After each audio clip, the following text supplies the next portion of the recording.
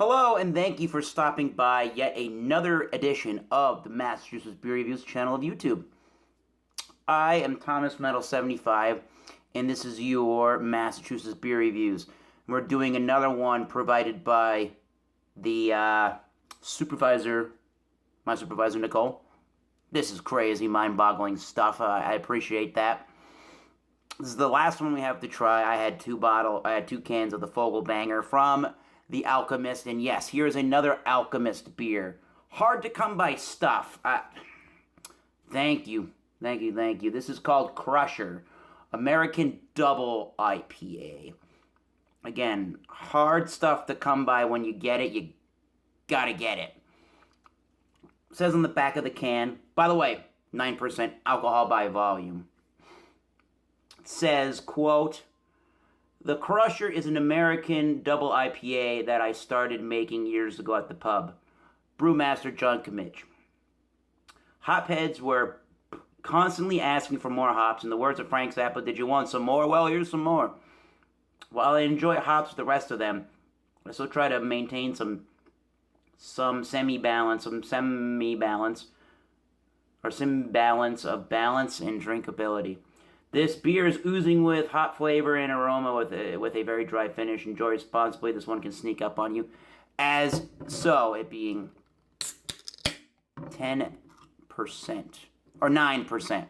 There was a little bit of smoke, water vapor coming on that. Just clean the glass. I'm going to try to pour this a little bit liberally just because I've seen it in some of these Alchemist beers that there can be a lot of that hoppy sediment in the bottom of the can.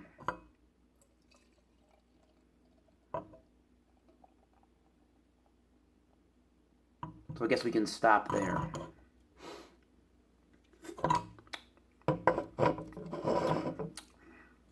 What are we getting from the Crusher here is definitely your New England. Yeah, lots of particles, lots of suspended stuff going on. Got your lemony, yellow, almost orangey kind of a chill haze to it with that bone white head, that bright white head. There's going to be some lacing. I just have to imagine. Oh, yeah, they're slowly clinging the legs to the glass, and you can already see it at the legs. I don't know if you can see it there, but I can see it on my side that the legs are going to stick around for a long time. Oh, my dear Lord. Yeah. There's a little bit of a perceived 9%. I'm not going to lie. It's not the most well-masked beer, but that is not the star of the show. The star of the show is your tropical juice notes that you would expect from New England. This one primarily being, to me, pineapple, and then you're getting the grapefruit as usual, and then you're getting some orange. There's a lemoniness, there's a piffiness to it, an orange piff or something like that, grapefruit piff, the rind. Maybe a melon-like character to it. There's definitely some oily notes in the bottom of that. And there definitely is some kind of like the sweetness to it. It's almost like a candied sugar. I almost wanted to say Belgian. No. It's like some kind of a, like if you took those orange candies and you coated them in sugar and then you baked them. Has that kind of a note to it. Green grassy, earthy. So it just smells a little bit bigger in the nose than even Heady Topper does for the alcohol percentage. So let's try it. Cheers. The Crusher, thank you, Nicole.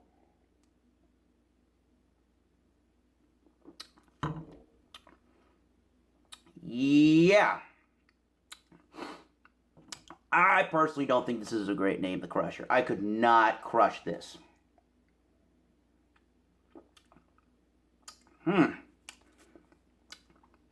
Like I was mentioning about that sweetness in the nose, it's entirely following through on the taste. There's definitely like a candied-like sugared sweetness to this beer.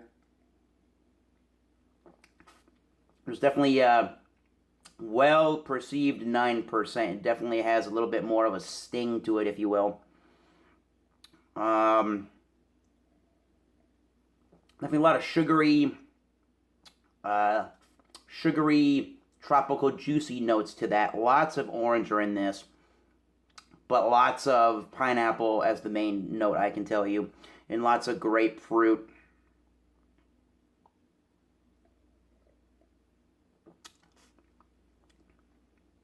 To be quite honest, for as much of a sugary note that I am getting in this beer, it's really pretty dry for what it is. So it's up front initially very sweet and white bready.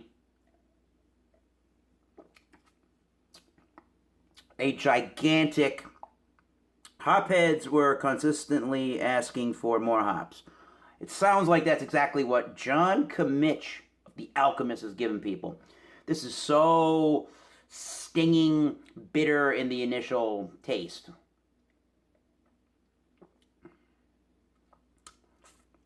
Yeah, it is so mouth-puckering. There is a little bit of a fluffiness, so I can't say that it's got no drinkability. I just think, for me personally, it's got a little too much of the 9%. Just a little bit of warming, but it's got a little bit too much of the 9%. I mean, if you want a gigantic tasting beer, this is one to really take hold of. I would say for me that the body of the beer is a very high, medium, potentially low on the full-bodied side. It's got a lot of crispness to it. It's initially, as I say, it's initially pretty sugary sweet, and then it dries without much time, and with no time it dries, that's what I mean to say. And do I find this drinkable like the can says? Is it a crusher? For me, no. Heady Topper's a crusher. Fogelbanger's a crusher. Trillium Congress Street's a crusher. Not this. I think maybe, and I like cold beer, I think maybe some of this alcohol and the sweet note would be more palatable at a warmer temperature. But I'm going to give this another sip and give you my final thoughts and grade on the Crusher from The Alchemist. Thank you, Nicole.